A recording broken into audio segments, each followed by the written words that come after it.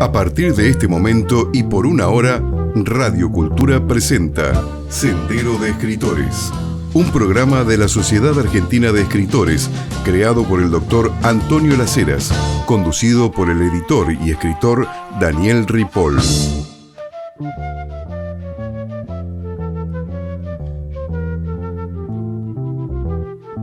Buenas noches a todos en este otoño que recién se inicia.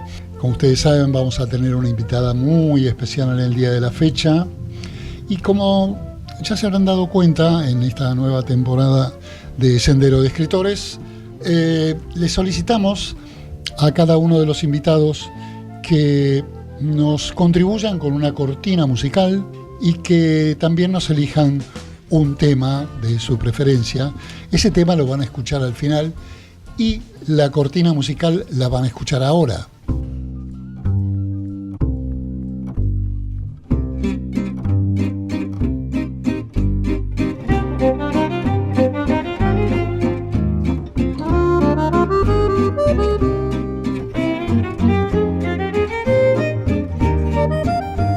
Bien, ¿qué es lo que estábamos escuchando?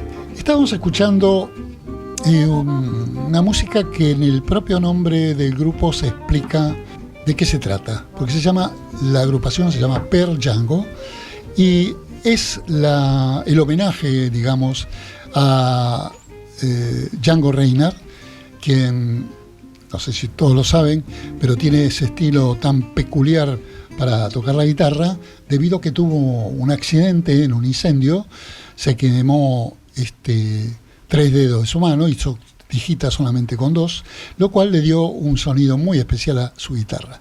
Pero para la ocasión este grupo, que es originario de Estados Unidos, también se inspiró en Grappelli, aquel famoso violinista francés que tenía una visión muy particular por el swing. Bueno, ¿qué hizo nuestra invitada de hoy? Pues eligió un tema de Pearl Django y el tema se llama La Conversación, o casualidad, hoy vamos a conversar con ella.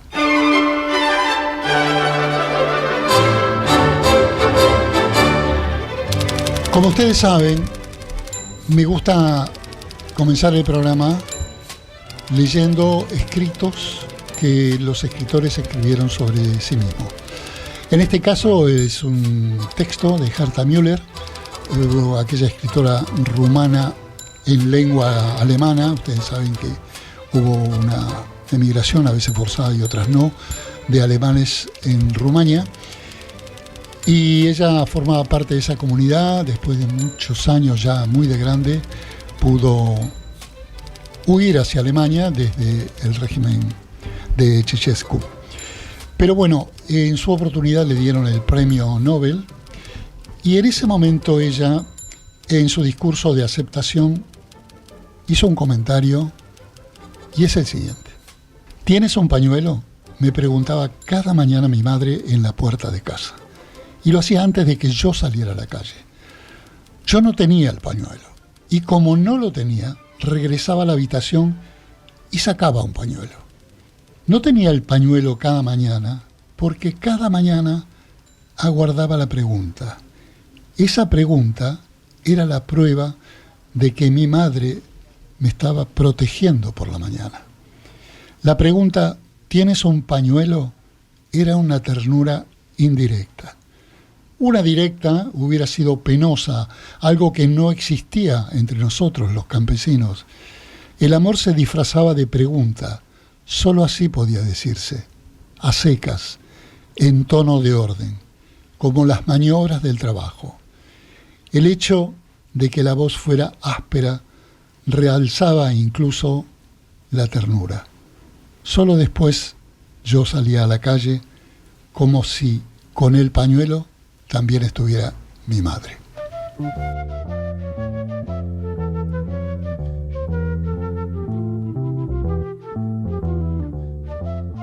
Bueno, estamos aquí ya de vuelta, una vez pasadas todas las peripecias de inicio de programa.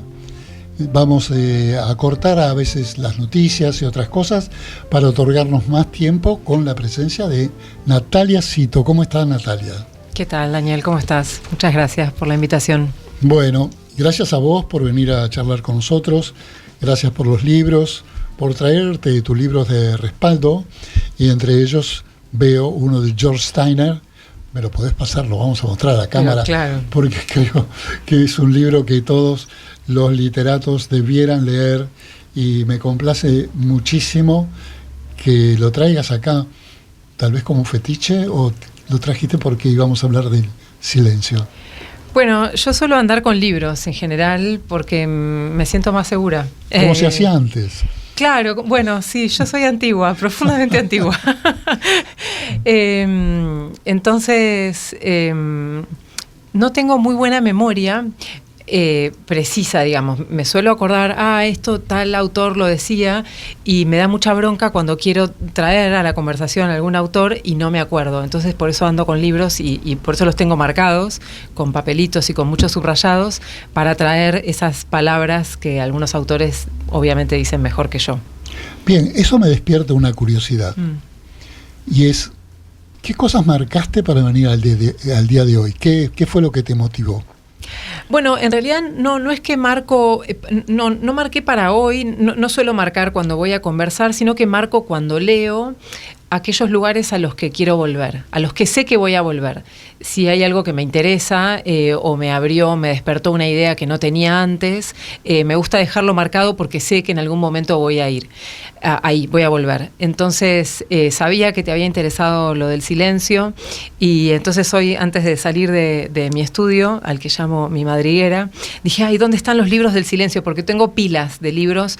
En este momento hay pilas de libros del silencio, pilas de libros que tienen que ver con Rusia, porque tiene que ver con la novela que estoy escribiendo ahora, y otra pila que ahora se me fue, pero y todo un despelote grande, digamos. Bueno, por suerte nos advertiste que tenés mala memoria, así que podemos... Claro, exacto. Sí, me pasa, no sé si es mala memoria, es un funcionamiento particular en donde recuerdo... Quizás confío mucho en el inconsciente, como buena psicoanalista que soy, y entonces sé que algunas cosas van a acudir cuando estén enlazadas con eso que estoy diciendo en este momento.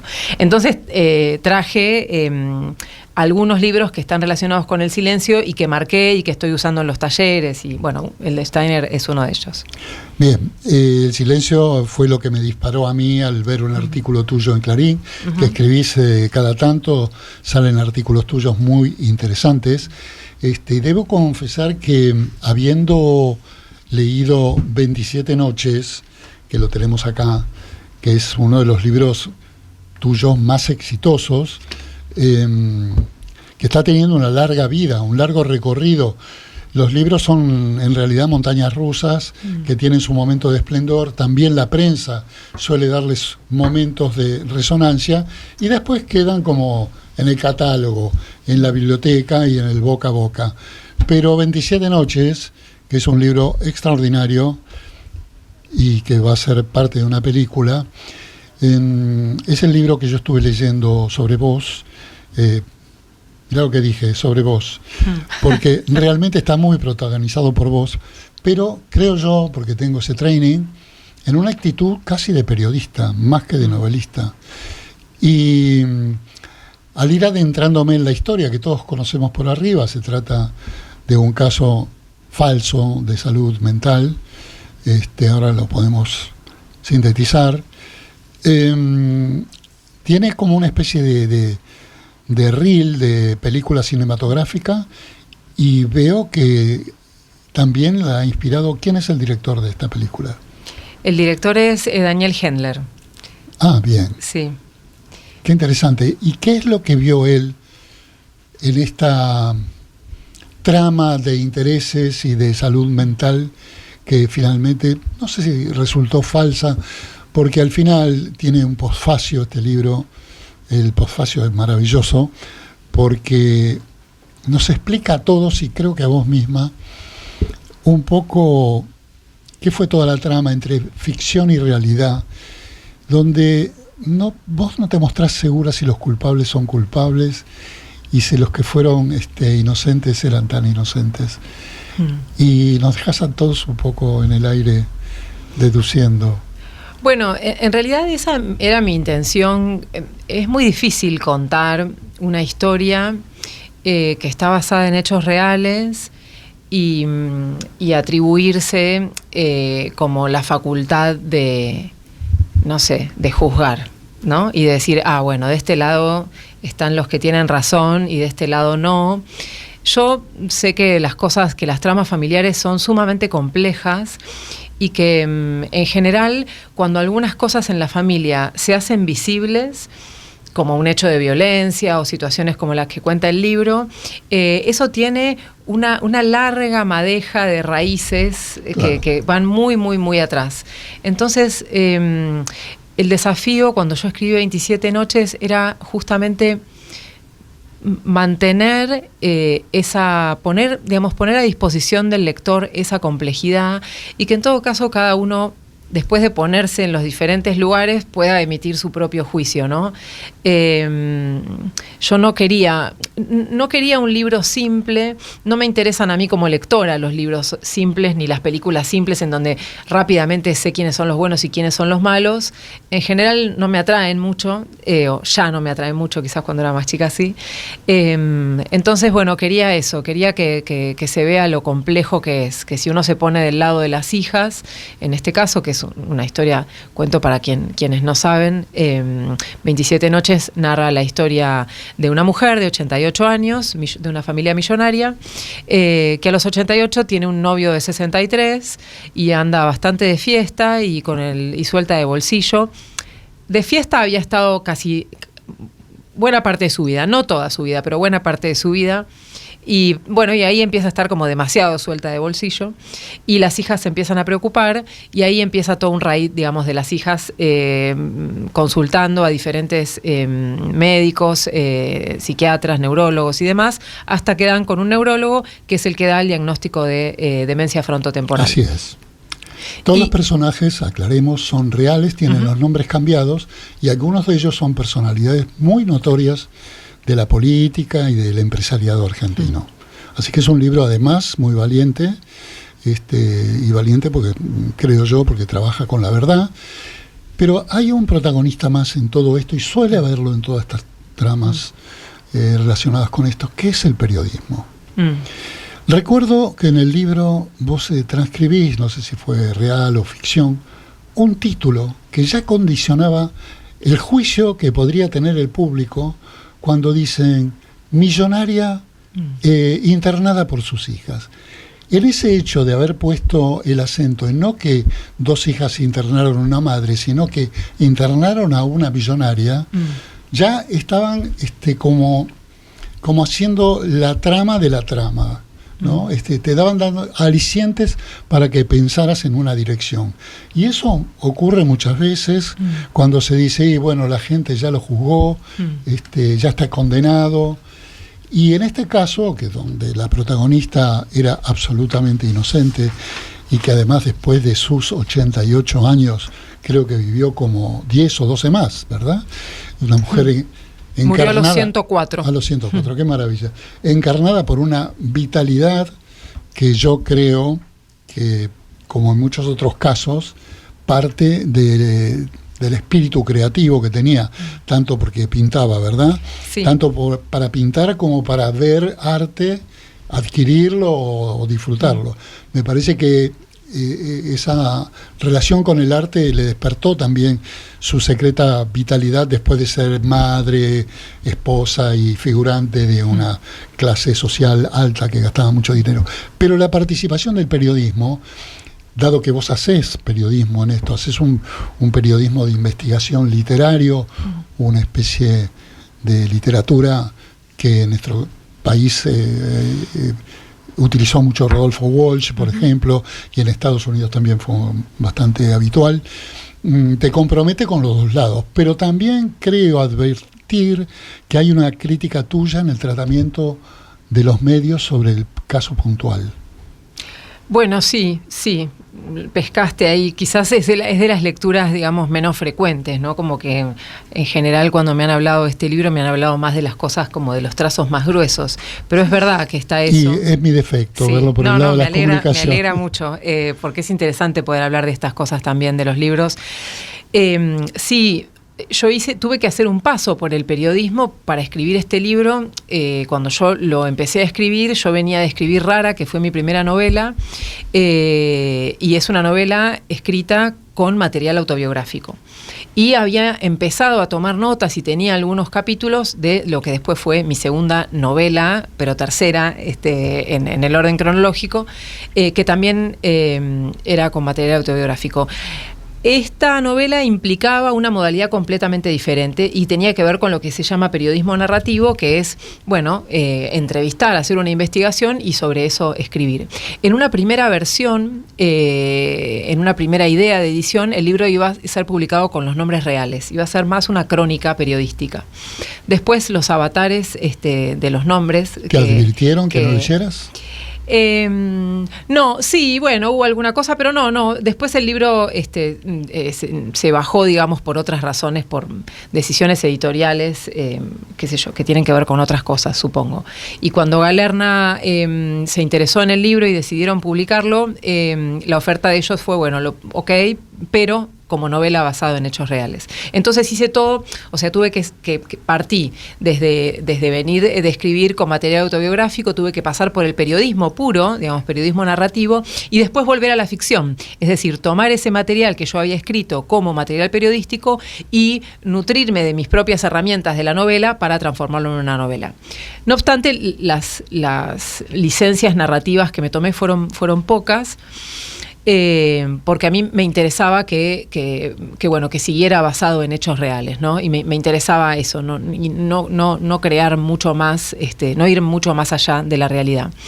Pero volviendo a lo que vos planteabas de la crítica, sí, y ahí me ayuda, y para escribir este libro también me ayudó mi primera profesión, que es el psicoanálisis, y yo siempre digo que el psicoanálisis es como unos lentes que uno se pone y que luego no puedes sacarte nunca más, digamos, ¿no? Como una mirada crítica sobre cómo se ven las cosas en una primera superficie, cómo son un poquito más al fondo y un poquito más al fondo y un poquito más al fondo, que es lo que hago yo todos los días. Entonces, sí, ese título, digamos, no es lo mismo, y además a eso se le suma mi amor por las palabras, ¿no? Y que no es lo mismo decir, situación trágica en una familia por internación o lo que fuese, que millonaria internada por sus hijas. Claro. Digamos, hay un juicio de valor ahí. Y una búsqueda, porque el periodismo, es bueno decirlo, no busca la verdad, sino que busca los medios para que parezca verdad. Y a mí me parece que el periodismo, al periodista, y hay muchos maestros periodistas que lo han utilizado, te piden que noveles un poco la realidad, ¿no? Porque a veces la realidad, no en este caso que es una realidad novelística, en este caso que nos ocupa de esta familia millonaria, sino a veces los casos reales no tienen matices de interés si el periodista no le saca un poco de brillo. Pero en esa mala costumbre se exagera y se hace tendencioso, como en el caso de decir que las hijas internaron a una millonaria por una supuesta locura. De todos modos, vos utilizás los argumentos del periodismo, y además me llamó mucho la atención que hayas hecho tantas entrevistas, que te dediques tanto a una obra, a Suerte y Verdad, de haber empleado tu tiempo en charlar con gente que a lo mejor te da un pequeño dato. Ah, sí. Bueno, pero la literatura es mi vida. Así que, sí, definitivamente. Hice más de 50 entrevistas, sumado a a la investigación de revistas y diarios de la época y demás. Y sí, es exactamente así. Uno quizás, recuerdo veces que, tenía que irme lejos, digamos, de mi estudio a entrevistarme con alguien que quizás sí sirve para un matiz, pero no se puede, digamos, nunca se puede medir en términos de lo redituable, ¿no? No es que uno va a la entrevista y decís, esto me da un capítulo. No, te da una pincelada, te da un un clima a veces, ¿no? Como a veces ni siquiera es lo que el entrevistado te dice en su contenido, sino lo que pescás que no te quiere decir, porque en la investigación de este libro lo más difícil fue que, bueno, había muchas personas que no les parecía una buena idea escribir sobre esto y era muy claro que había muchas cosas que no querían decir. Bueno, y yo tenía que ir a la pesca de eso. También hubo un ejercicio interesante que tuve que hacer sobre mí misma, que es que como psicoanalista, digamos, yo estoy muy acostumbrada a tener toda la paciencia del mundo para que alguien diga aquello que tiene para decir cuando pueda, sin apuro, ¿no? El periodismo, hay que ir al hueso. Inesperado también. Claro, exacto. Acá se trataba de, porque además a veces uno tiene una oportunidad de la entrevista. No es que el entrevistado, a veces sí, pero a veces no. A veces te dan un rato y no más que eso. Y en ese rato yo tenía que hacer todo lo contrario a lo que estaba acostumbrada a hacer, que es ir al hueso y, al contrario, lograr que el entrevistado quizá diga algo que no tenía previsto decir. Para mí tuve que estudiar, o sea, me leí un libro que es buenísimo. Si a alguien que nos escucha les interesa el periodismo narrativo, hay un libro que se llama Periodismo Narrativo, de Roberto, nunca sé pronunciar bien su nombre, Herscher. Uh-huh. Es un gran libro, de gran ayuda, y que organiza además mucha de la bibliografía que uno puede leer, como vos mencionabas antes a Walsh, Truman Capote, hay otro, Hiroshima, hay una cantidad de... Organiza la bibliografía para ir a buscar. El periodista y el asesino de Malcolm también es un libro que ayuda mucho.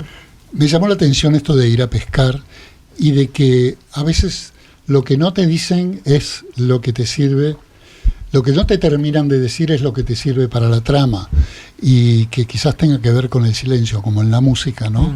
Que en la música se escribe silencio, y ese silencio condiciona todo lo que viene después. Así que aquello que no han dicho, seguramente lo no dicho, también formaba parte de la trama. Porque pude ver, leyendo el libro, que hay muchas entrevistas que en realidad te fracasaron. No dijeron nada, no te atendieron, pero que también iba hilando el mismo hecho de no decir o de no atenderte el teléfono. Bueno, por ejemplo, a Las hijas, la historia está basada en la historia de Natalia Cohen, que es el nombre real. Y bueno, sí, a mí me hubiera encantado conversar con Las hijas. Lo intenté, lo insistí, pero bueno, no fue posible. Y bueno, y ese silencio, yo tuve que hacer algo con ese silencio en el libro. Pero sí, por supuesto. No hay manera de no leer eso, ¿no? Claro. Pero también no hay que correr el riesgo de apresurar el sentido, ¿no? Como, bueno, si no quiere hablar es que entonces se siente culpable. No, yo no creo eso, digamos.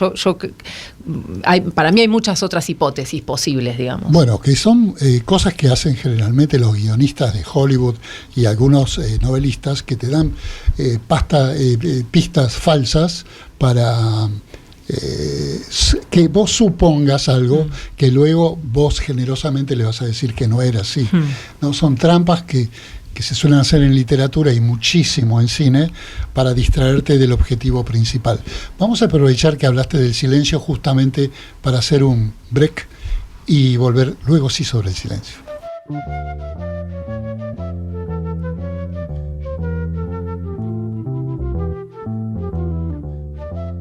Bueno, seguimos con Natalia Cito. La verdad que estamos hablando de un libro que me gusta a mí, que voy a hacer. Ella tiene una obra vastísima. ¿Cuántos libros tenés ya editados? 5, a ver, nunca los cuento, pero 5. ¿Sí? Sí. Me parecieron más. Bueno, has escrito mucho en diversas publicaciones, y no solamente de tu materia profesional, que es la psicología, sino también en otras. Bueno, estás escribiendo en Clarín, y justamente en Clarín escribiste esta nota sobre el silencio, ¿no? El silencio a veces como poder, como decantador. Silencios que se ven en esta novela que estamos tratando, y no sé si también lo tenés presente en otro de tus trabajos literarios. ¿El silencio?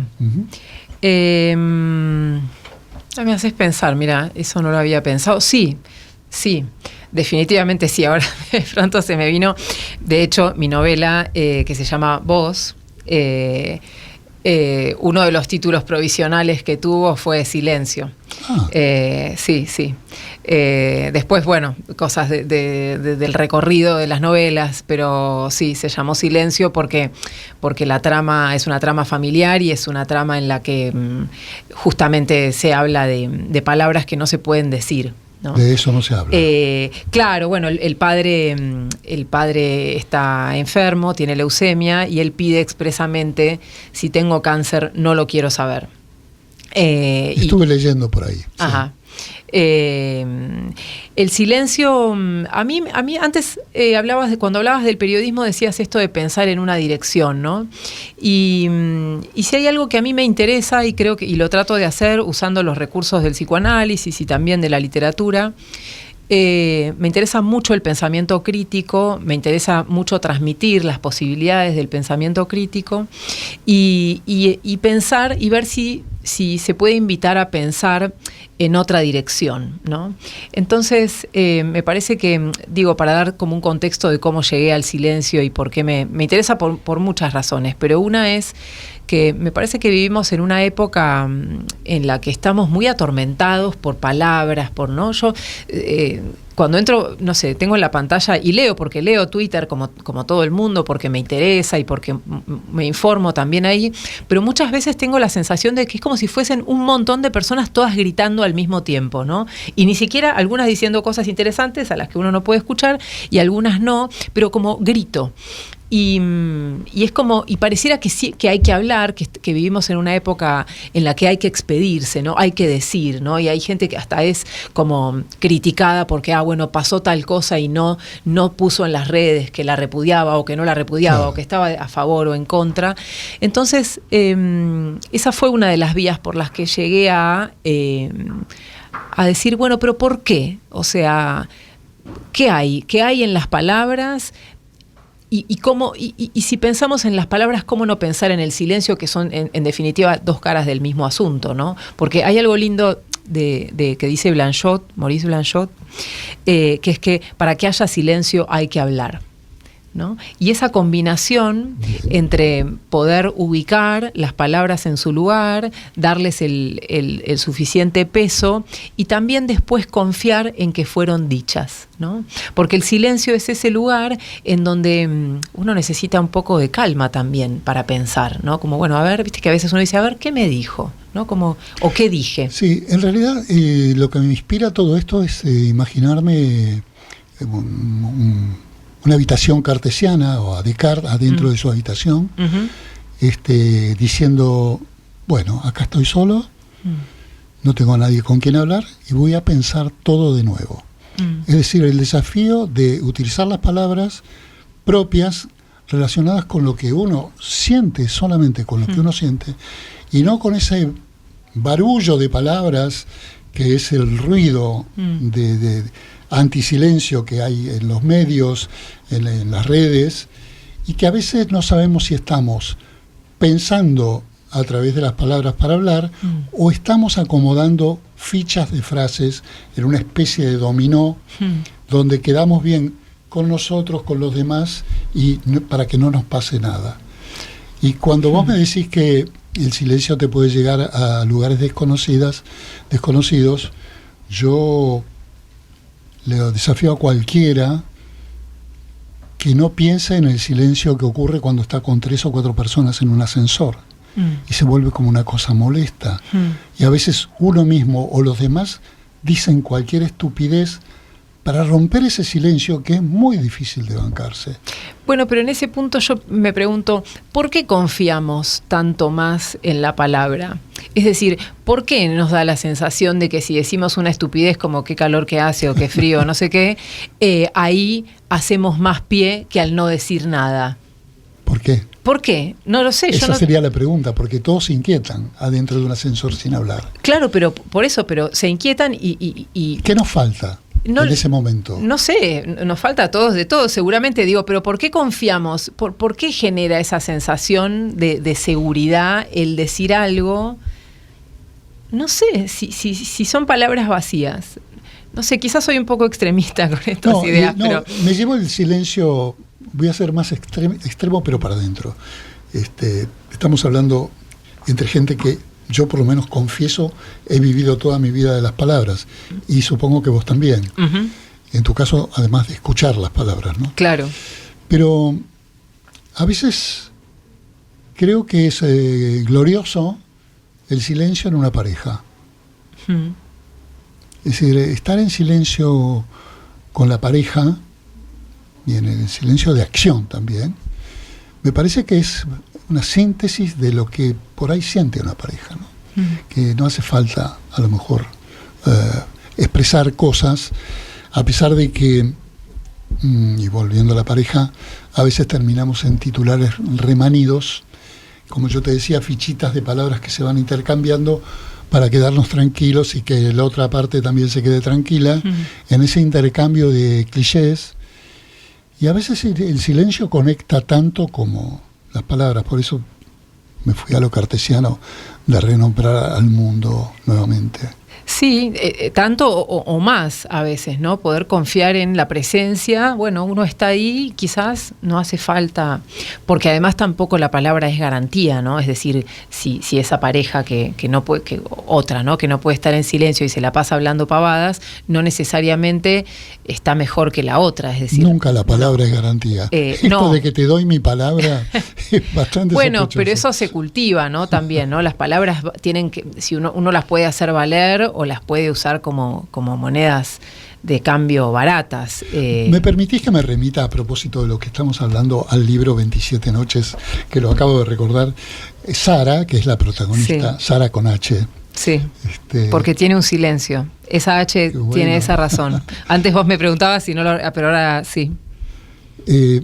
¿Por qué tiene, después de iniciarse juicios mutuamente, después que encerraron a su madre y demás, Sara siente la necesidad de volver a hablar con sus hijas y no mantener el silencio de la guerra o de algo que se rompió?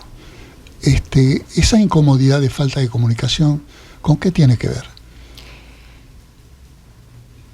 Bueno, yo no sé, sería como, no tengo, me encantaría poder responderte con qué tiene que ver.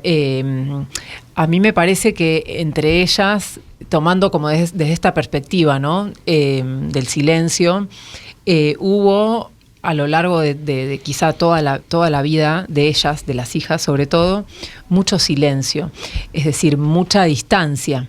Y hacia el final, Sara tiene 91 años en ese momento, está muy sola y no es fácil estar solo a los 91, ¿no? Así me parece que necesitaba las palabras de las hijas y sobre todo el vínculo con sus bisnietos, más que con sus nietas. No puedo ahondar en eso por ahora. De todos modos, quería preguntarte sobre cuál fue... No tenés un veredicto sobre lo ocurrido en el caso de esta novela, siendo que sos el artífice, ¿no? El escritor omnisciente puede influir para un lado o por el otro. Y insisto en que lean el postfacio porque es casi confesional del método del escritor, que saca sus conclusiones pero te deja suelto como para que vos puedas... Yo creo que lo que en realidad hiciste es que no seamos prejuiciosos con esta novela 27 noches con los viejos. Me parece que es un gran aporte para visibilizar a la persona que no tiene más remedio que cumplir años, y que últimamente, como se está dando, la vida nos ha regalado como 10 o 15 o 20 años más, merced a la tecnología y la medicina, y estos problemas se van a volver cada vez más frecuentes. Es decir, yo leí este libro y recordé 2 o 3 películas no argentinas que trataban los mismos temas. Los mismos temas de robos, de engaños, dentro de la familia, de simulaciones. a mí me interesaba que no, como te decía al comienzo, no cerrar, o sea, que poner en cuestión esta cosa tan escuchada de lo hago por el bien de, ¿no? Es por tu bien. De hecho, una de las hijas en un momento, en una escena, le dice, es por tu bien. Bueno, no sepamos tan rápido, ¿no? Cuál es el bien del otro. Quizás no sabemos cuál es el bien del otro.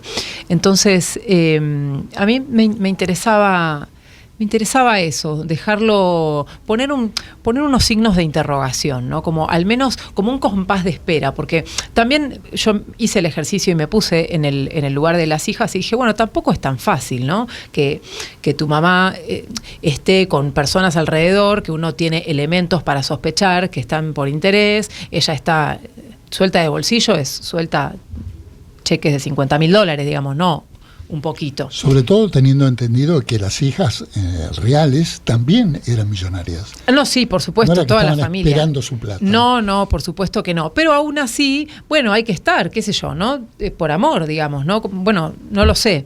Pero al menos poder no arremeter tan rápido en nombre de el bien de, ¿no? Como poder esperar un poco y pensar, bueno, ¿por qué no? Lo que pasa es que lo que estas hijas no podían hacer es conversar, ¿no? Vos antes decías, yo elegí ese tema, la conversación de Pearl Django, porque tiene Decime que fue casualidad. No fue casualidad de la elección. Sí. No, ese tema me encanta, me gusta particularmente y me gusta conversar. ¿Te gustó el título? Ok. Sí, me gustó el título, me gusta el tema, me gusta la banda y me gusta el ritmo que tiene, porque si vos lo escuchás y te concentrás, es una conversación. No sé nada, yo no sé nada de música, sé nada, sí, digamos nada.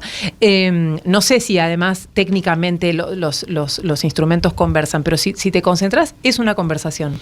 Y bueno, esta madre y estas hijas no podían conversar, no podían darse lugar mutuamente, ¿no? Como que creo que esta madre tampoco a priori no les dio lugar y se los tuvieron que forjar a fuerza de violencia no necesariamente física, digamos, de otro tipo de violencia.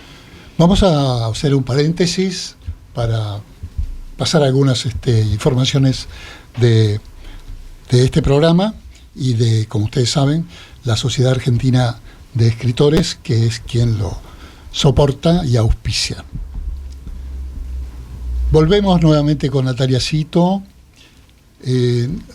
Tengo que dejar 27 noches, tengo que dejar de hablar de esta, pero antes de dejar de hablar de 27 noches, ¿hay fechas para la película? ¿La vamos a ver pronto? No, todavía no hay fecha. Está anunciada para este año, supongo que hacia fin de año, no antes, ¿no? Acaba de terminar de rodarse, así que todavía falta, pero bueno, esperemos. Es una pregunta incómoda, pero ¿estás conforme haber visto la película? No, es que todavía no la vi. Yo leí el guión, por supuesto. Okay. Fui algunos días, estuve en algunas escenas del rodaje, pero no, la película todavía de hecho no está hecha. Están ahora en postproducción, que es el momento en donde se trabaja con la música, por ejemplo, de la película, se componen las escenas y después, bueno, la veré hacia el final. Estoy conforme con el equipo que se eligió, muy conforme con los actores, digamos, con eso sí, pero bueno, igual no sé si yo tendría que decir estoy conforme, ¿no? Como que lo que sí me alegra es que se haya hecho una obra sobre una obra que yo hice. Sí, bueno, hay un largo historial de escritores que nunca estuvieron de acuerdo con sus versiones cinematográficas, pero algunos sí estuvieron de acuerdo. Bueno, voy a hacer de esto una prohibición, un silencio, y voy a hablar de Traidores, que es el libro que no solamente ha traído Natalia, sino que me lo ha obsequiado. ¿De qué se trata Traidores? Traidores es un ensayo muy práctico sobre cómo escribir ficción con material autobiográfico. Anoten los que están haciendo escritura y poesía.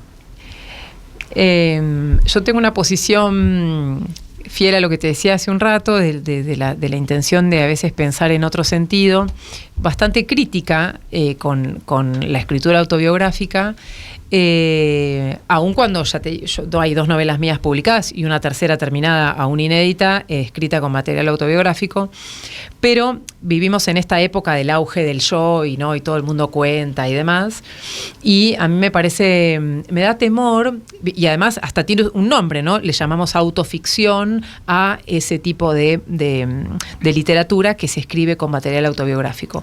A mí me da temor esa denominación porque me da miedo de que sea la licencia para sentir que alcanza, que si a mí se me murió, no sé, mi papá, con eso ya alcanza para hacer una novela. Para mí no alcanza. Para mí tiene que haber una operación de transformación, tiene que haber algo más. Incluso en el posfacio, ahora yo franqueo la prohibición y vuelvo yo a 27 noches, en el posfacio de 27 noches yo... Miren bien la tapa porque está quedada en nosotros.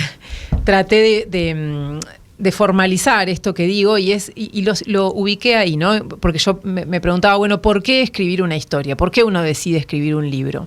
Y lo que digo es que el punto de decisión es ahí cuando uno encuentra que ahí en el libro puede haber algo para otro, ¿no? O sea, no es solo para mí, tiene que haber algo para otro. Me estás dando la respuesta de una pregunta que te quería hacer al final, que era, ¿por qué escribimos? Y me la estás anticipando en este momento. Me arruinaste la pregunta. Sí, bueno, pero creo que escribimos por muchas razones. Hay razones como propias, personales, que no necesariamente le tienen que interesar a los demás, ¿no? Yo escribo por razones personales, pero hacer literatura, una cosa es escribir un diario, escribir para mí, y otra cosa es tratar de hacer literatura, hacerlo mejor. En ese caso es descubrir qué hay en lo tuyo para otro.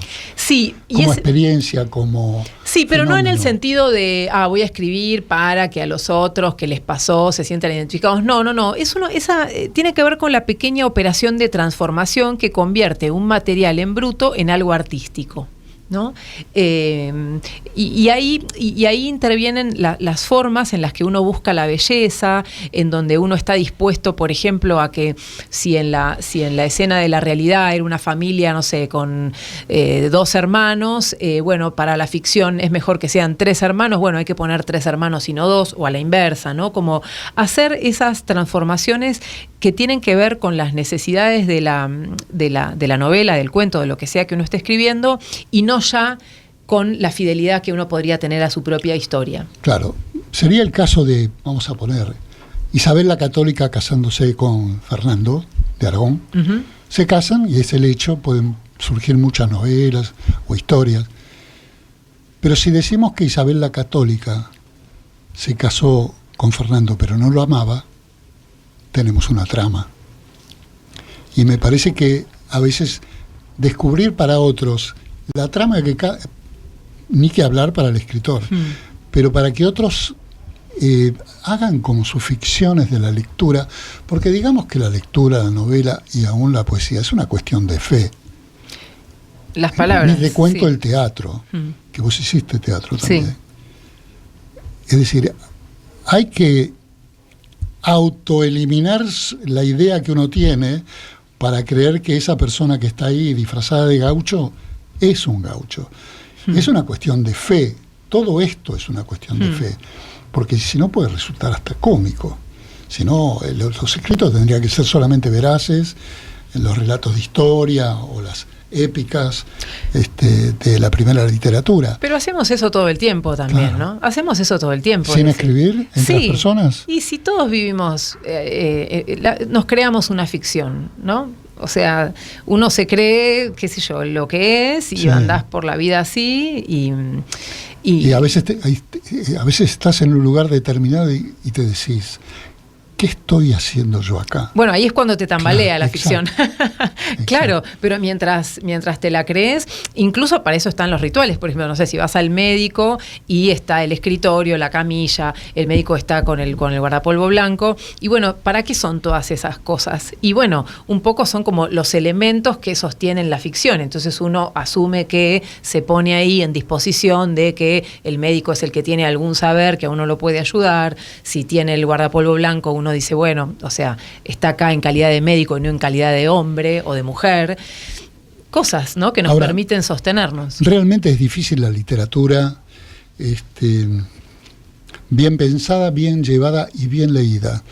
Porque lo habitual es, y te lo digo en relación a lo que te voy a preguntar ahora, lo habitual es seguir la programática de lo que es un libro de ficción, con modelos ya reprogramados, con ideas ya experimentadas, y rellenar esos casilleros y construir algo, a lo mejor, con mucha perfección y que es comestible y digerible para la lectura. Pero resulta que ahora está habiendo cada vez más literatura hecha con inteligencia artificial.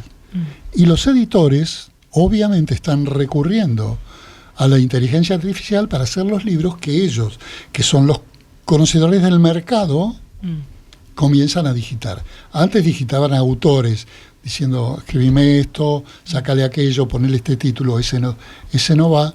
Y ahora directamente prescinden del autor con la inteligencia artificial.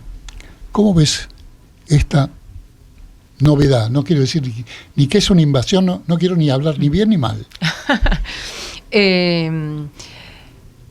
Bueno, a mí la verdad que la verdad que no me, lo voy a decir así, no me preocupa el avance de la inteligencia artificial. Al contrario, me parece que es un gran recurso. Me parece que no tenemos que temer, digamos, porque no creo que la inteligencia artificial consiga hacer las novelas que podemos y podremos escribir siempre y cuando nos dediquemos a escribir literatura, ¿cómo decirlo? A trabajar literatura en serio, digamos, no querer escribir.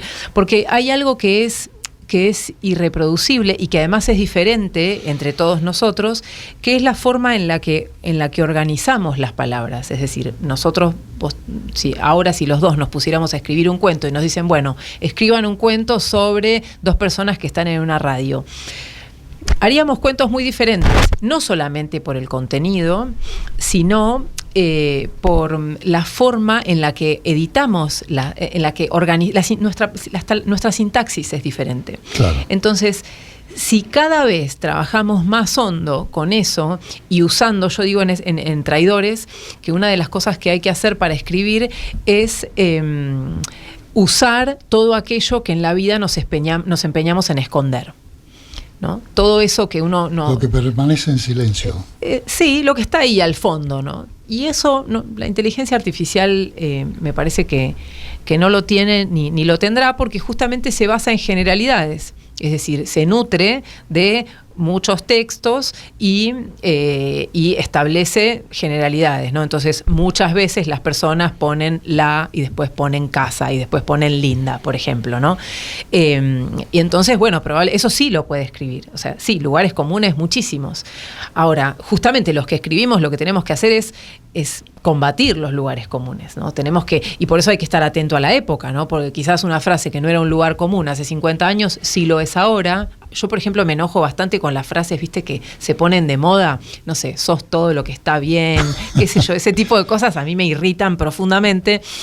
Y es increíble, pero a veces aparecen en la literatura, ¿no? Claro, yo en los talleres trabajo mucho eso, no porque eso es lo fichas que vos... exacto, esa imagen tan buena que diste hace un rato de, sí, agarro fichas y en realidad acomodo, no. Me puedo relacionar perfectamente a través de fichas con otras personas, que me va a dar a su vez sus fichas. Pero utilizo este pensamiento para hablar de el aprovechamiento y el movimiento que hacen los editores a veces con los escritores. Yo a veces pregunto, ¿qué hemos leído? ¿Lo que los escritores quisieron escribir o hemos leído lo que los editores quisieron publicar? Bueno, es una muy buena pregunta. A lo mejor está lleno de buenos escritores, y los talleres de escritura a lo mejor también, que nunca verán la luz. Sí, eso desde ya. Respecto de tu pregunta, la verdad que no lo sé. Por supuesto que hay un sesgo, por supuesto que los editores, que en un punto no está mal, ¿no? Los buenos editores, hablemos de los buenos editores, hacen con su criterio una selección, porque bueno, no todo es publicable, no todo tiene el mismo nivel. Entonces, si yo tengo que hablar de mi experiencia, no, yo he escrito lo que yo he querido y necesitado escribir, y tuve la suerte de que se publicara con sugerencias solo para enriquecer el texto. En todos los casos, en todos mis libros me pasó. Porque hoy estuve hablando un poco de música, esta mañana estuve en un conservatorio dando una charla y les hablé a los estudiantes, a los alumnos, de cómo muchas veces la industria de la música digita aquello que conocimos todos. Para que se ubiquen, voy a hablar del Club del Clan o fenómenos internacionales. Y bueno, ahora también a través de las máquinas, y es decir, ahora todos los cantantes son afinados porque las máquinas, el tune lo saca perfecto, y también están los algoritmos que dicen, bueno, tenés que poner tal tema, en este momento hay un éxito en todo el mundo de Catriel y Paco Moroso, que es un dúo extraordinario argentino, que se llama Teta. ¿Y por qué se llama Teta? Porque el algoritmo dio que la palabra a utilizar para que sea éxito en todo el mundo tenía que ser teta. Por suerte ellos se dieron cuenta, hicieron de todo esto una parodia maravillosa que hay que prestar atención. Lo digo seriamente, escuchen a Catriel y Paco Amoroso, porque es el surgimiento de la rebeldía que tiene que haber en un artista, ¿no?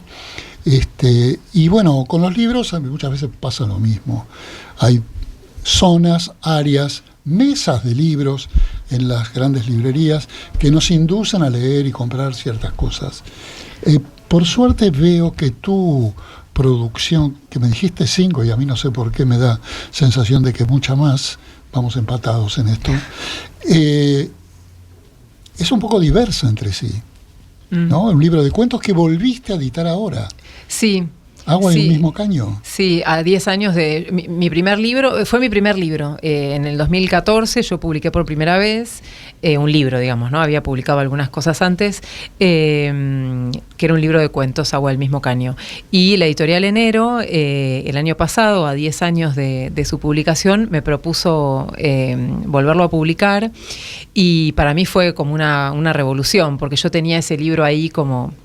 no sé, como guardado, no sé. Nunca mejor dicho, ¿te habían quedado cosas en el tintero? ¿Con el libro? Uh-huh. No, tenía no, al revés. Tenía como cierta vergüenza fue mi primer, algunos fueron los cuentos que escribí en mis inicios y bueno, y tenían como esa falta de experiencia y entonces acepté a condición de reescribirlo. Y eso también fue todo un ejercicio porque, bueno, hasta qué punto uno puede reescribir y es el mismo libro, o estoy haciendo un libro nuevo, ¿no? Yo me di la respuesta de que, o sea, no cambié personajes, no cambié narradores. Lo que pasa es que había algo de la economía de la prosa que yo en aquel entonces no tenía, o tenía mucho menos, y algo también del largo aliento de la novela que adquirí después, que me sirvió sobre todo para el cuento más largo del libro, que se llama Agua del mismo caño, que es el que le da título, y que me sirvió para mejorarlo, digamos, ¿no? Me quedó la economía de la prosa. Yo adhiero a eso. Es más, tengo un libro que se llama El arte de quitar. Ah, qué lindo. Porque creo que, por lo general, en la literatura hay mucho que sobra. Mucho. Yo el primero, ¿no? Así que hice ese ejercicio que bien dijiste vos en el caso de la prosa, economía de la prosa, me gusta mucho. ¿Y fuiste más económica o abundaste? No, fui más económica, o sea, traté de buscar, de decir eso que estaba diciendo, pero con menos palabras, porque ahí está la potencia, ¿no? O sea, a mí me parece que si algo se puede decir con menos palabras, y bueno, hay que buscar eso. Señores, estamos hablando con Natalia Cito, y estamos tomando como lecciones la literatura con datos de interés. La verdad que este programa hace honor a su nombre de Sendero de Escritores. Hay muchos escritores. No sé si nos queda mucho tiempo. Tenemos solamente 2 minutos. Pero bueno, entonces vamos a dejar de hablar de literatura y vamos a ver por qué elegiste un tema rarísimo para llegar a la medianoche, que jamás imaginé que alguien lo elegiría, que es un tema de Marvin Gaye. ¿Qué es esta música soul que te gustó y la elegiste y que dice que no hay montaña lo suficientemente alta en la vida? Me encanta ese tema, me produce una...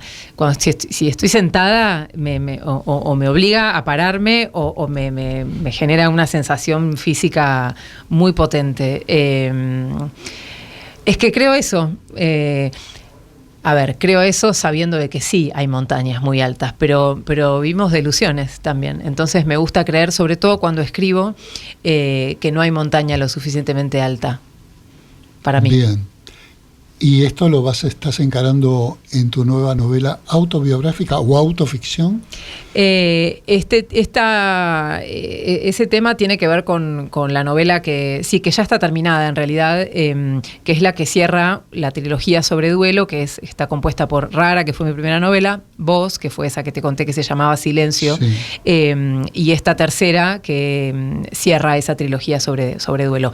Y ese tema apareció en un momento en donde yo me había ido, tuve que irme una semana, me fui a escribir solamente porque estaba en un momento complicado de esa novela, y en un momento yo estaba escribiendo muy frenada y muy complicada en la escritura y apareció ese tema y me levanté y bueno, momentos de locura que hacen falta para escribir. No hay nada más evocador que la música. Yo creo que ni siquiera un recuerdo amoroso. Con esto, Natalia, te quiero agradecer este mare magnum de literatura, de palabras, de ideas y de pequeños desafíos que seguramente tendrán quienes los han escuchado. Mi corazoncito está con 27 noches de Natalia Cito, pero vamos a ver si la traiciono con Traidores, que también es de ella. Así que bueno, como traidor de un mismo caño voy a leer uno y otro. Gracias, Natalia, por habernos acompañado aquí en Sendero de Escritores. Gracias a vos, fue un placer conversar. Gracias.